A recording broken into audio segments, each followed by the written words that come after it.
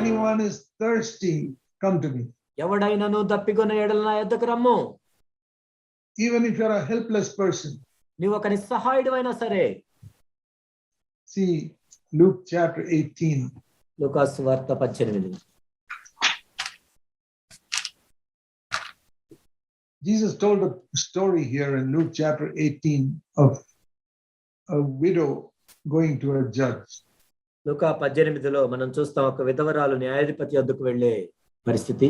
Luke 18 and verse 2. Luka 18:2. In a city there was a judge who did not fear God or respect man. దేవునికి భయపడకయు మనుషులను లక్ష్య పెట్టకయు ఉండు ఒక న్యాయాధిపతి ఒక పట్టణంలో ఉండెను. There was a widow who kept coming to him saying, please protect me from my enemy. ఆ పట్టణంలో ఒక విధవరాలు ఉండెను. ఆమె అతను ఏదో తరచుగా వచ్చి నా ప్రతివాదికి నాకు న్యాయం తీర్చమని అడుగుచూ వచ్చింది. You must see yourself like that widow. నీవు ఆ విధవరాలి స్థానంలో నిన్ను నువ్వు పెట్టుకోవాలి. See, if this widow had some son or daughter at home, she would have sent them. ఒకవేళ ఆ విధవరాలికి ఒక కుమారుడు కుమార్తె ఉన్నట్లయితే వాళ్ళు వెళ్ళేవాళ్ళు. She has to go herself to the judge. She's an old lady. She has to go herself. కాబట్టి ఒక విధవరాలు ఎవరూ లేని నిస్సహాయురాలైన విధవరాలు తానే వెళ్ళవలసి వస్తుంది న్యాయాధిపతి. She's an old widow. Maybe she's 80 years old. బహుశా ఆమెకి ఒక 80 సంవత్సరాల వయసు ఉన్న ఒక విధవరాలు. No son, no daughter, and the husband has died. కుమారుడు లేడు, కుమార్తె లేదు, భర్త లేడు. And her neighbor is trying to occupy her property. కాబట్టి తన పొరుగువాడు ఏం చేస్తున్నాడంటే తన ఆస్తిని తీసుకోవడానికి ప్రయత్నం చేస్తున్నాడు.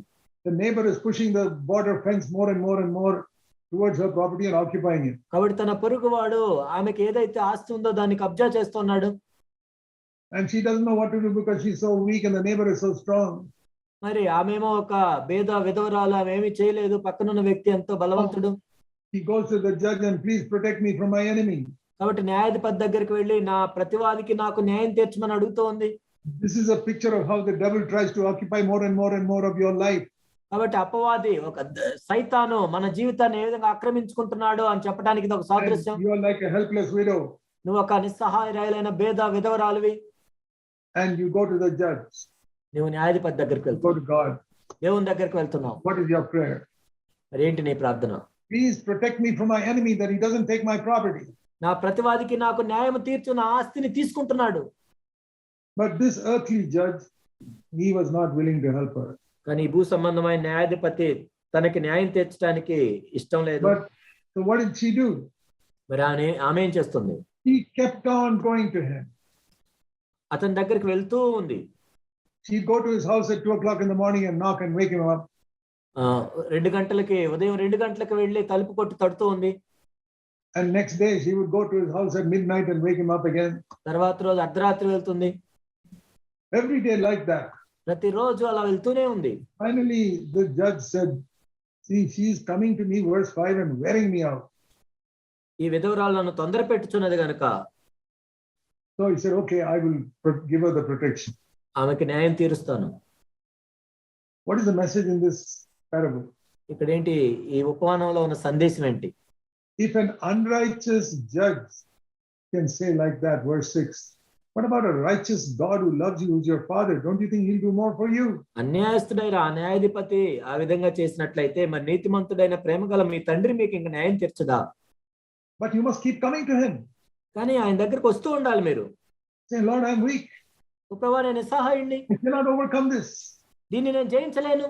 Give me victory. Give me victory. I will not stop coming until you give me victory. ఓ ప్రభువా మీరు నాకు జయం ఇచ్చే వరకు నేను మానివేయను, వస్తాను. And if you cry to him day and night. దివారాత్రములో నీవు ఆ విధంగా ఆయనకు మొరపెట్టినట్లయితే. Verse 7. 7వ వచనం. You cry to him day and night. దివారాత్రులు తన్ను గూర్చి మొరపెట్టుకొనుచుండగా.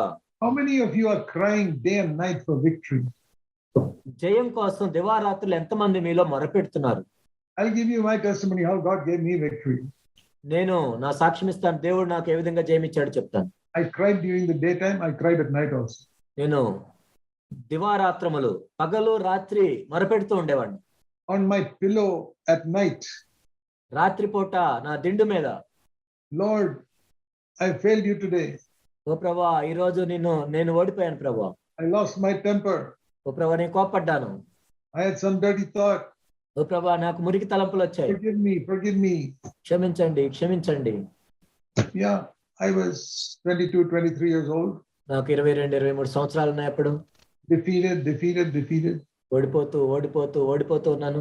24, 25 years old, defeated. 25 సంవత్సరాలు వచ్చిన ఓడిపోతూ ఉన్నాను. And I prayed. నేను ప్రార్థిస్తూ వచ్చాను. Finally, God filled me with the Holy Spirit and set me free. ఒకానొక రోజు దేవుడు నన్ను పరిశుద్ధాత్మతో నింపి నాకు విడుదల ఇచ్చాడు. How do you know whether you're filled with the Holy Spirit or not? నీవు పరిశుద్ధాత్మతో నింపబడ్డావా లేదా ఎలా తెలుస్తుంది? You look at a house and how do you know whether there's electricity there or not? ఒక ఇల్లు చూసి అందులో విద్యుత్ శక్తి ఉందా లేదా ఎలా తెలుస్తుంది? The light will be on at night. రాత్రిపూట బల్బు వెలుగుతుంది. If there's no light, every night no light, that means no electricity in the house. అంటే ఆ ఇంట్లో అసలు బల్బు వెలగట్లేదంటే విద్యుత్ శక్తి లేనట్టే. That is the mark of being filled with the Holy Spirit. అది పరిశుద్ధాత్మతో నింపబడ్డాం అంటానికి గుర్తు. The light of God will come and drive out the darkness of sin from our life. దేవుని యొక్క వెలుగు మన హృదయంలోనికి ప్రవేశించి పాపం యొక్క అంధకారాన్ని పారద్రోలుతుంది.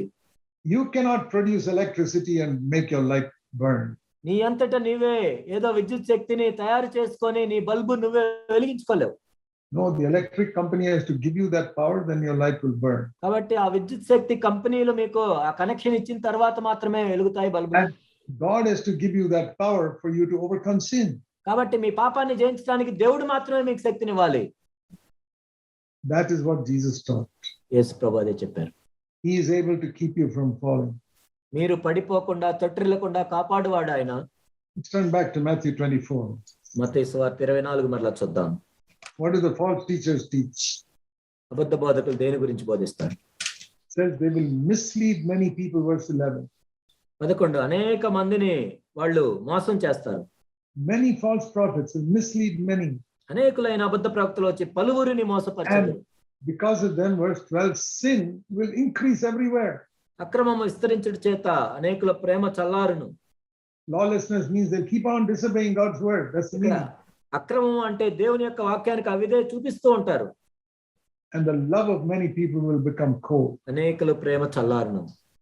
But verse 13, if you endure till the end, you will be saved. కానీ 13వ వచనం అంతం వరకు సహించిన వాడెవడో వాడే రక్షించుకోండి. So that is my calling to all of you. కాబట్టి నేను ఆ విధంగా అట్టి పిలుపుతో మిమ్మల్ని పిలుస్తున్నాను.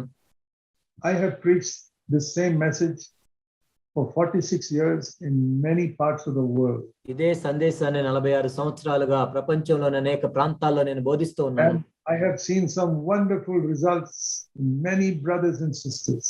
నేను అద్భుతమైన ఫలితాలను చూశాను. అనేక మంది సహోదరుల్లో ఈ విషయాన్ని నేను చూశాను. Of people who are really hungering and thirsting, God delivers them. కాబట్టి ఎవరైతే నిజమైన ఆకలి దప్పులు కలిగి ఉన్నారో దేవుడు వారికి విడుదల దయచేశాడు. But some people only listen and don't do anything.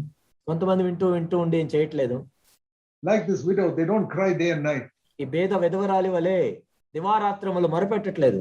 Maybe they pray once, like in a meeting like this, and say, "Oh Lord, please forgive me, deliver me from my sin." ఏదో ఇలాంటి meeting లేదో ఒకసారి ఓ ప్రభువా నా పాపం నుంచి క్షమించండి విడుదల చేయండి అని ఏదో ప్రార్థన చేస్తున్నారు. And they'll forget about it for the next 6 months, and then when they hear another meeting, they'll pray once more. తర్వాత 6 నెలలు మర్చిపోయి ఇంకొక వర్తమానంలో ఏదో విని మరలా ప్రార్థన చేస్తారు. No, they are not going to get any victory. అలా అయితే ఎటువంటి విజయం రాదు. Jesus said, "Be like that widow who cried, went to the judge day and night." ఆ పేద విధవరాలి వలె దివారాత్రములు ఆ న్యాయాధిపతి దగ్గరికి వెళ్ళింది. Jesus said, "God will answer them speedily." ఇక్కడ దేవుడు తను ఏర్పరచుకున్న వారి నిమిత్తం వేగముగా తీర్పు ఇస్తాడు. Let's look at that verse. లూకా సువార్త Luke chapter 18, Luka 18 verse 8. 8 7 and 8. 7, 8. If God's elect are crying to him day and night, do you think he'll delay long over them? దేవుడు తను ఏర్పరచుకున్న వారి దివారాత్రం తన గురించి మొరపెట్టుకొని చూడగా వారికి న్యాయం తీర్చడా? No, he will answer them speedily. ఆయన వారికి త్వరగా న్యాయం తీర్చును. Do that, cry day and night, you'll get an answer from God very quickly. కాబట్టి మీరు దివారాత్రములు దేవునికి మొరపెట్టినట్లయితే మీకు సమాధానం వస్తుంది ఆయన దగ్గర నుంచి. Don't be deceived by the false teachers. అబద్ధ ప్రవక్తలను బట్టి మీరు మోసపోవద్దు. It says the love of many people will become cold in the last days. అనేకుల ప్రేమ చల్లారును చివరి దినాల్లో. Love for Jesus will become cold. యేసు ప్రభు గురించిన ప్రేమ తగ్గిపోతూ ఉంటుంది. How do you know love for Jesus becomes cold? యేసు ప్రభువు పట్ల మీ ప్రేమ తగ్గిపోతుందని మీకు ఎలా తెలుస్తుంది? Then you sin very easily. పాపాన్ని ఎంతో తేలిగ్గా చేయటం ద్వారా. When does a married man go to some other woman when his love for his wife is gone? కాబట్టి ఒక వివాహితుడైన భర్త మరొక స్త్రీ దగ్గరికి ఎప్పుడు వెళ్తాడు? ఎప్పుడైతే తన భార్య పట్ల ప్రేమ తగ్గుతుందో అప్పుడే అటు చూస్తాడు. And when your love for Jesus is gone, that's when you go and commit sin. ఎప్పుడైతే ప్రభువు పట్ల నీ ప్రేమ తగ్గిపోతూ ఉంటుందో నువ్వు వెళ్ళి పాపం చేస్తావు సులభంగా. Jesus is your bridegroom. యేసు ప్రభువు నీ పెళ్లి కుమారుడై ఉన్నాడు. We have to be married to him. ఆయన మనం పెళ్లి చేసుకోవాలి. But when you sin, it's like going after somebody else. నువ్వు పాపం చేస్తున్నావు అంటే మరొకరితో వెళ్తున్నట్లుగా. Love for Jesus will become cold in the last days. చివరి దినముల్లో యేసు ప్రభువు పట్ల ప్రేమ తగ్గిపోతూ ఉంటుంది. So my dear brothers and sisters, కాబట్టి నా ప్రియ సహోదరి సహోదరులారా, I want all of you to pray for one thing. మీరందరూ కూడా ఒక విషయం గురించి ప్రార్థన చేయండి. Come today. ఈ రోజు నుంచి, Lord Jesus, please deliver me from all my sinful habits. ఓ ప్రభు అయిన యేసు, నా పాపపు అలవాట్ల నుండి నన్ను విడిపించండి ఈ రోజు నుంచి. Don't just forgive me. కేవలం క్షమాపణ మాత్రం కాదు ప్రభు. Forgive me and then deliver me. క్షమించండి, విడుదల దయచేయండి. Because you have forgiven me for so many years and I'm keeping on doing the same thing. అనేక సంవత్సరాలు మీరు క్షమిస్తూనే ఉన్నారు, నేను పాపం చేస్తూనే ఉన్నాను. Now Lord, deliver me. ప్రభు విడుదల దయచేయండి. And don't let the devil overcome me anymore. ఇంకా అపవాది నన్ను జయించడానికి వీల్లేదు ప్రభు. I want to be an overcomer. నేను జయించేవాడిగా ఉండాలి. Dear brothers, this is not a very unimportant message. This is the most important message you must hear. నా ప్రియ సహోదరి సహోదరులారా, ఇదేదో మామూలు వర్తమానం కాదు, మీరు వినవలసిన అతి ప్రాముఖ్యమైన వర్తమానం ఇదే. Because he said, if you endure to the end, you will be saved. ఎందుకంటే మీరు అంతం వరకు సహిస్తే వాళ్ళే రక్షించబడతారు.